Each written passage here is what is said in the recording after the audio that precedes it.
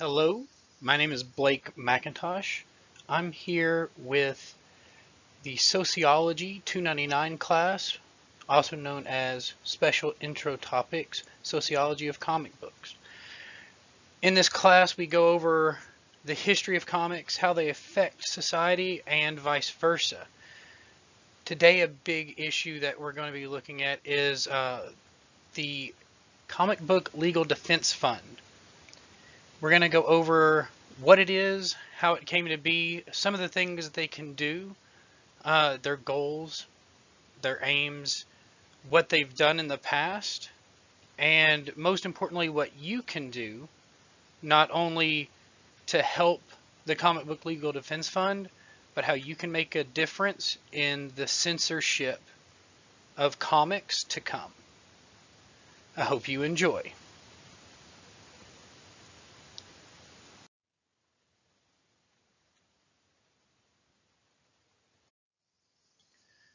First, we're going to go over what the Comic Book Legal Defense Fund is.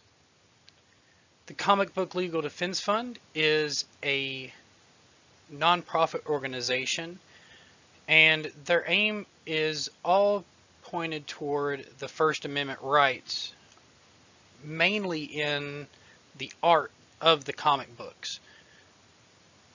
They also focus on the retailers and the community, along with the creators, publishers, librarians, and readers that are all associated within the comic community. They provide a lot of different services. Through some of their case files, you'll see that they go as far as to provide legal referrals and representation, to the more sideline of giving assistance and advice on the best methods to achieve one's goals whenever associated with possible censorship or infringement on your First Amendment rights.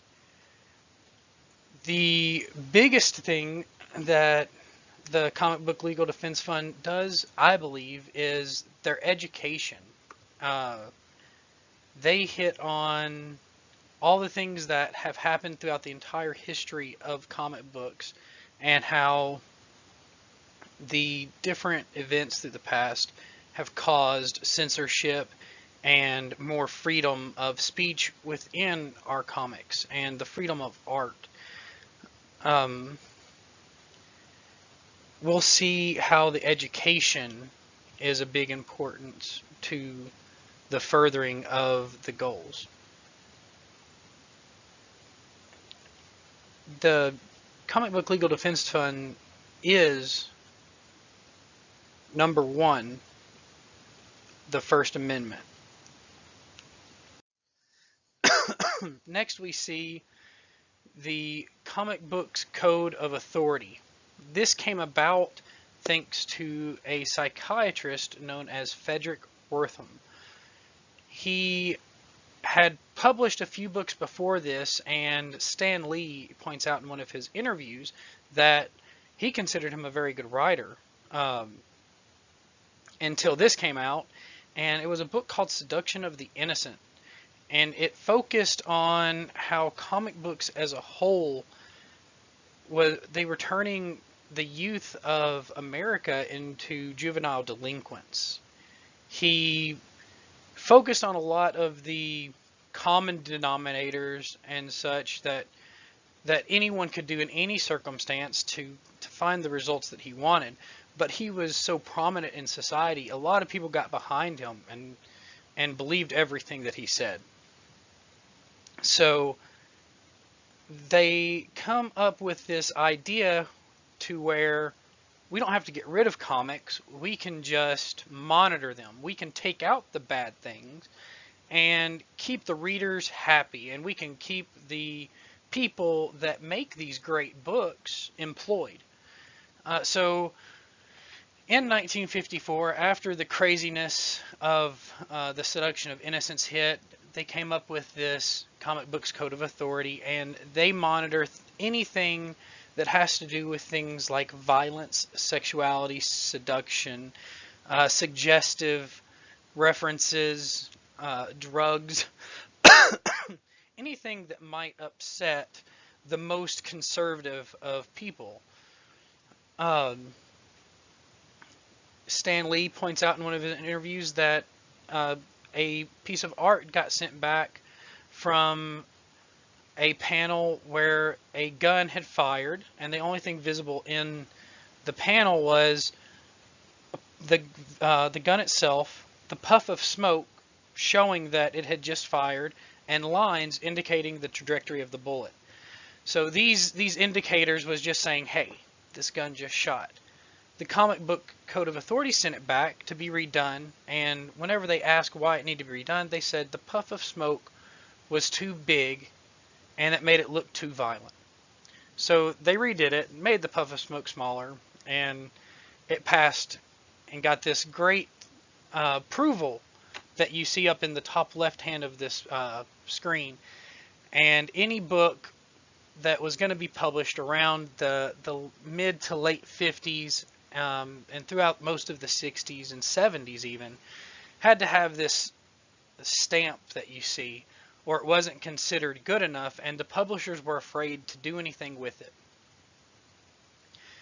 And so we had these publishers that would have to submit each panel, each book that they wanted published, to go through this. So we lose publication time and everything between when a book was actually made out and published versus when it actually hit the shelves, because it had to go through these additional processes. Now we're asking, how did this create the CBLDF? Well, that came across from one of the cases specifically. I'll refer later. You'll see some of this information hit more than once throughout this presentation. But one case in particular, and it was after this huge issue throughout the entire 50s, 60s, and 70s. The comic book community got fed up with all the censorship and all of everything that they didn't like. They just got sent to court for. And like I said, it would be things as small as selling comics that were deemed unfit, to moving comics that were deemed unfit, or publishing a comic that was deemed unfit.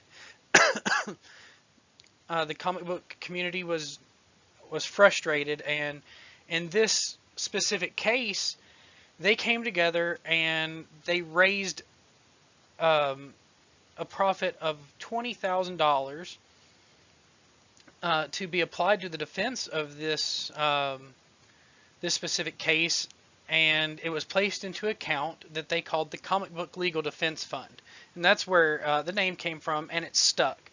Like I said, the reasoning behind it was that we, as the community, said that this is the last time that we're going to roll over and just let them tell us what we can and can't read, what we can and can't publish.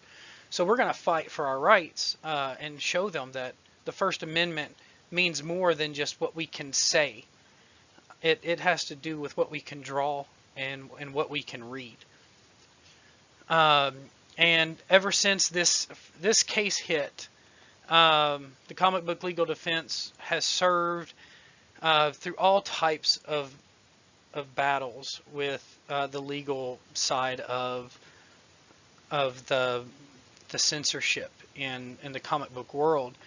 And a lot of the things that they do are behind the scenes. Because like I pointed out, some of the things they do, they just give advice and they point the people in the right direction. They give legal referrals, so they never have to step into the courtroom themselves, but they will foot that bill, and they put in the legwork and the man hours to fight for the rights of the community as a whole. And they don't do it for a byline. It's nonprofit, and more than anything, they want our rights protected. And I think it's a great organization to have behind us to fight for those specific rights. And even the cases that they don't win, they still supported to the very end. You can see that throughout their case files on their website. They don't win everything, and they don't post just the ones that they won through history. They post what they fought for, and that's a big part of the education as well. You can see some of the outrageous suits that they lost and how silly some of them seem, that people had to plead guilty because they sold a comic book and had to pay this ridiculously high fine. But the Comic Book Legal Defense Fund was right there behind them, doing what they could to help them out. And they touch on manga, comics, graphic novels, um, anything where your First Amendment rights in the art world could be uh, taken to court. Uh, how did the Comic Book Legal Defense Fund help with keeping comic books from being banned, protecting the First Amendment, and with education of these issues? We see where comics were being challenged, and we thought that if they were going to be banned, you could get in touch, and all over their website they tell you how to get in touch with them and the steps to follow.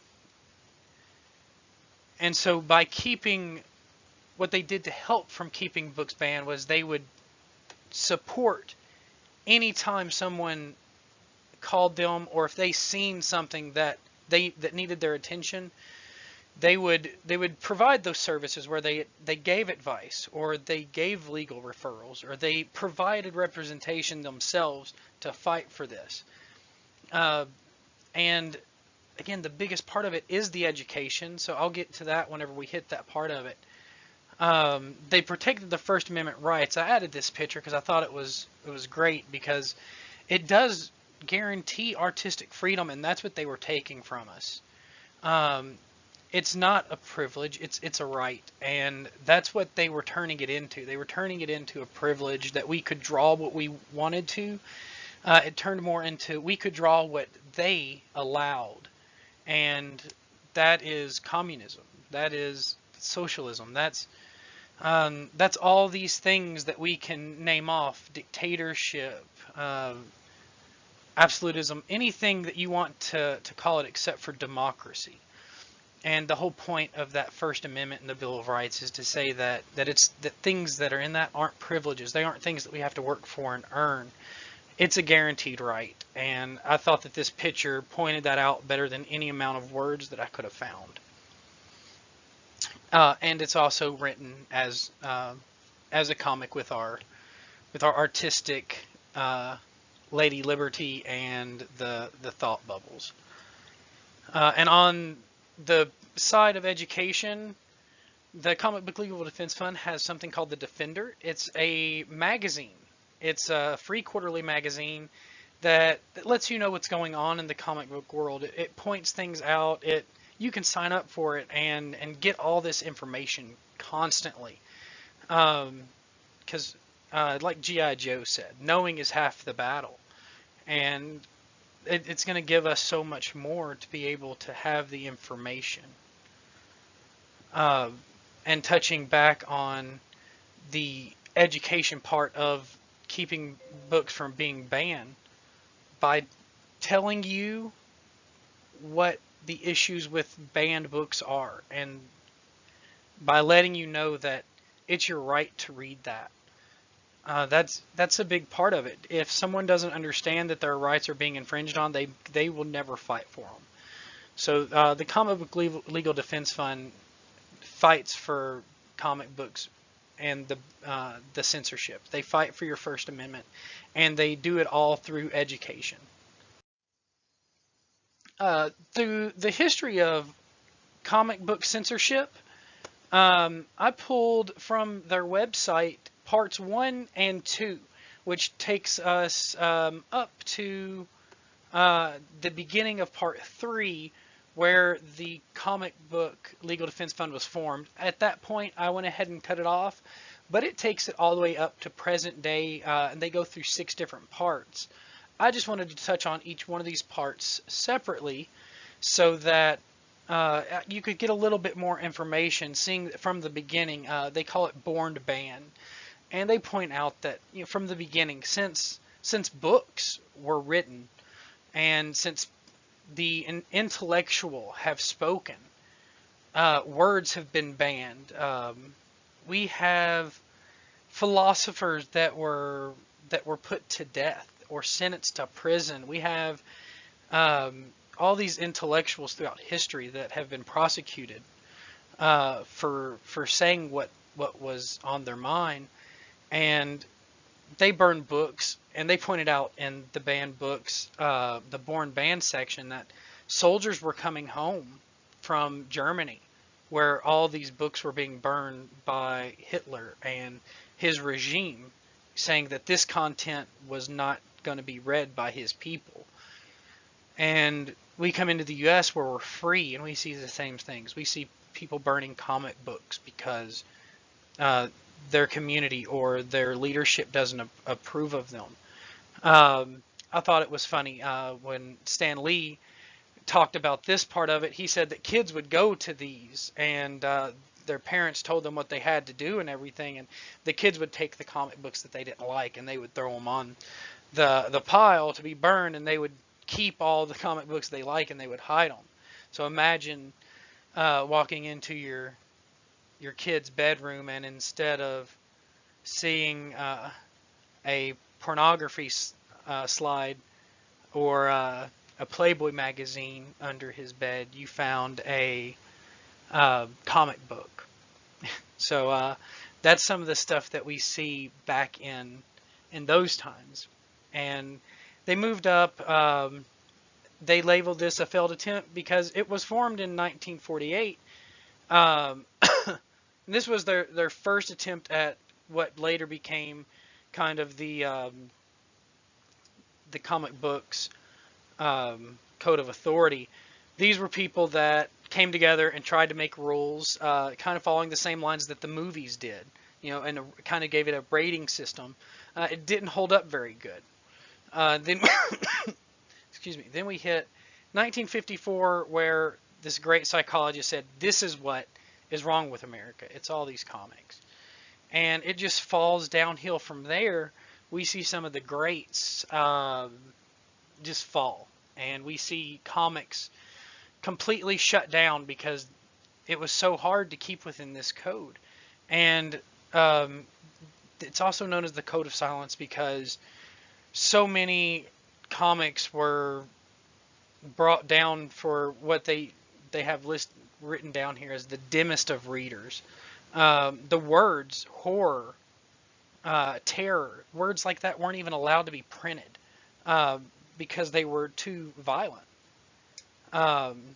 And the number of issues and titles published dropped from 650 to 250 in just 2 years, and that's a really big deal. You're talking, we used to have Superman, Batman, Flash. We had all these different things to choose from, and they took those selections away from us, and that's our freedom to choose. It's by only giving us 2 options instead of 10. They could still call that democracy, but it's not. They took away those 8 options by putting this code in place. And we hit a big snag with the job market as well. All these people that work so hard to show the world their freedom lost their jobs. And then all the way down through, we hit the Mad Men, the Marvel Age, Driven Underground, Zapped. You can look up all of these things on their website. It's a great source for information. I would have filled all this out, but I feel like part of education is also going to be research. And I think that by going onto these and reading each one of these sections, you'll learn so much. And here we hit standing up for our rights down at the bottom. And standing up for our rights touches back on that case that started the fighting for our freedom. And Um, it's where they were trying to charge these people. Um, there was a huge case. They had to pay out all these thousands of dollars because of the issues that were going on. And I'll touch more on that whenever I look at the case file specifically in a few slides. It's a big deal, but we saw it as threatening our rights, and finally we came together and started the Legal Defense Fund, and they've been fighting for us ever since. Since the day that happened to present day, the Comic Book Legal Defense Fund still fights for our rights. Now we look at the dangers of what censorship can cause. What are the effects and the dangers here? And I show this picture. It's a little pixelated, but it's the same exact comic. It's the cover that was sent to publishers and then sent back, and then right next to it is the reprint, and you can see that there's a bound woman about to get cut in half. What it looks like, and when you look over to the right, there's just this grate. With no woman and still some guy standing with a sword with apparently no reason. You see a lot of the colors change as well. The colors in the second one are a lot more non-violent. You don't have as many bright reds. You don't have the bright yellows. These are very bright and they stand out, and they're seen as too violent and too coming at you. The big head that they're walking out of, they didn't like the idea of the vampire and the scariness. And a big thing, if you look below that, there's a guy walking with an axe and he's standing in a pool of blood. And if you look over, that pool of blood is gone. They change so much, and it takes so much away from what we have the right to look at. But Wortham had the world convinced that looking at that cover would make you delinquent. And some of the effects and dangers I have listed here are the threat to democratic nature of education. And that's something that I've been talking about the whole time. You know, we have the right to choose, we have the right to read, we have the right to do all this. They're not privileges. And by censoring and taking away what we could look at, we no longer have the option to choose, and now we're only reading what we're allowed to read by those who choose. Which is kind of more like parent to child. You get to pick what your child reads. You get to pick what your child does because you're responsible for them. That is censorship. And the government is not our parent. This is not a dictatorship, and that's a huge deal for our rights and our privileges. Missed opportunity for critical thinking. This is going to pull away a lot of our materials. The more we learn, the more we see, the more we can absorb, the more we can think, and the more we learn. And by taking out a lot of that information, we don't think the same way. You know, the people who read comics and this is an entire world altogether, but play games like Dungeons and Dragons, they look at the world a different way. They think critically about every situation. You don't walk into a room without looking all around it. You see all these situations, these real life situations come up in comic books. They just have a comic spin on them. That is what we have, and we take that away, and now they have these situations that have normal, non-critical thinking solutions to them. So it's taking so much from how we can learn better problem solving by reading something that people considered just a fun book. We have the missed opportunity to learn from the past. Censorship as a whole. We see things covered up. They put a lot of the war and things like that in Captain America. And if they felt like, excuse me, if something was too violent, or, for example, if they were to put the Holocaust in one of Captain America's books, then it would be considered too violent. They would take that out. They wouldn't allow it to be printed. So we're losing that important experience from the past. And, to keep the past from repeating itself, we have to learn from it. We learn the good and the bad from the past. And if you only show the good, then the bad will come back because we don't know any better. And then we have the suppression of ideas that challenge the status quo.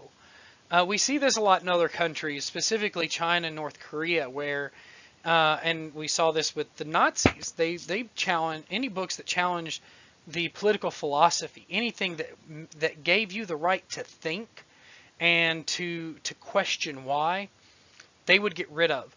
And anything you censor, no matter how small, you're doing that. You censor Harry Potter, or you censor a book, you censor a comic book, you're taking away the possibility of learning something that could have someone ask why. Why am I not allowed to do this? And long story short, it's a little too late, but censorship is dangerous any way you look at it. There's really no right way to censor. Self-censorship is the only true censorship that we should allow. I know what I can and cannot look at and read and process. And if people don't like to look at spiders, they don't have to. But if you don't like to look at spiders and you sit on a board of censorship, you don't have the right to tell everyone else that they can't look at materials with spiders in them because it bothers you. So I think self-censorship is a much better answer to the McCarthy answer of the government knows best, or really, and the way to look at it is organizations know best, because organizations don't run the world, the mob does, and we are the mob, the people. And this is our case file. It's called Top Shelf versus U.S. Customs. This one's a little bit different than the one from earlier, but this one in particular, the U.S. Customs, they grab some comic books and they hold them. They seized books with that were valued for several $100s, and the Comic Books Code Authority said, no, you know what, this isn't right. So whenever they were contacted, and this was relatively new, this is 2004, which I know that's like forever ago for the day and age, but looking at comic books that started 60 years before this is very, very new, and it's weird that we're still dealing with things like that in our newer time. So after we look through that they seized all this stuff, we see that the Comic Book Defense Club helped get some representation out here, and we were able to get the help that we needed in this case. And they pointed out that the stories that were seized are short segments within larger anthologies that in no way represent the content as anything other than what it is. They go on to talk about how it doesn't make sense that they were seized. And at the end of the day, we got a win for the Comic Book Legal Defense Club, or the Legal Defense Fund, and not only did they get their items back immediately, but they were also refunded the money for the filing fee that Top Shelf paid to challenge the seizure. What all this means is the Comic Book Legal Defense Fund should be your first call in any case that you consider a First Amendment emergency. The Comic Book Legal Defense Fund is the first time authorities come to you in your home or business. Go ahead and give them a call. And even if you get like an intimidating legal letter, anything that threatens your creative outlets, your First Amendment rights to freedom of art and speech, they'll get involved, and like I said, it might only be advice and tell you the best path to take, but they will back you up, and they do everything they can to settle outside of court. They always fight for settlement versus trial, because trials just get messy.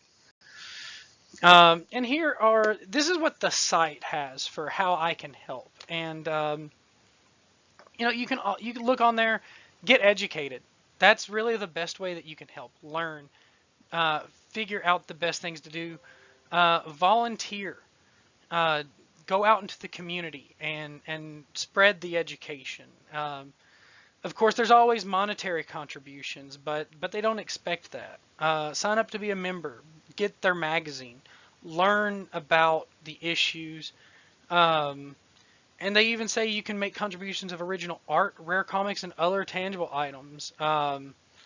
Which is those are things that mean a lot to the comic book community as a whole. And they always say, even if you can't give anything, spread the word. Follow her on Twitter and Facebook. Distribute the literature to the community. Spread the education. Let people know that they have rights and that there's somebody there to fight for them. And even doing that is just as good as a donation. Some of the things, thinking outside the box. You don't always have to do what's only written. Join your clubs at school. Join banned book weeks. Go to events and point out that it's not just books that get banned, and it's not just the freedom of speech for authors and readers of novels, but things that people consider trivial and are the comics, and it's a big deal to censor and have to deal with these issues with comics. Comics are banned every day, and we need to fight for those. So join your clubs, go out to events, and let people know. Make a little sandwich board and be a comic and let people know why you were banned. Again, G.I. Joe, knowing is half the battle, and if we don't let people know, then it's a battle that we'll lose. So do what you can to get that information out there. And I would like to take time to thank the sites. Definitely the Comic Book Legal Defense team. Their website is awesome. It has so much information. I used the second site. It was great for the dangers and effects of censorship. I wanted to pull that from a different area than just on comics or books. Censorship as a whole is dangerous. It doesn't just apply to our comics and our books. So I wanted to get some fresh information. And then the Comics Code Authority, their wiki page, people have done a great job filling that out. You can always go and visit that if you want some more information. It gives you some more of their history and things that they did, like how Stan Lee helped tear them down, and now only 3. I'm pretty sure that's still to date, is only 3, and that's DC and 2 other comic books even submit to the Comic Books Code Authority. Stan Lee actually has his own with Marvel Comics, and it's basically the equivalent, but Marvel rates their own comics more like a movie rating for what's acceptable for adults to children. So they don't have to have that nice pretty stamp. They are themselves the code of authority.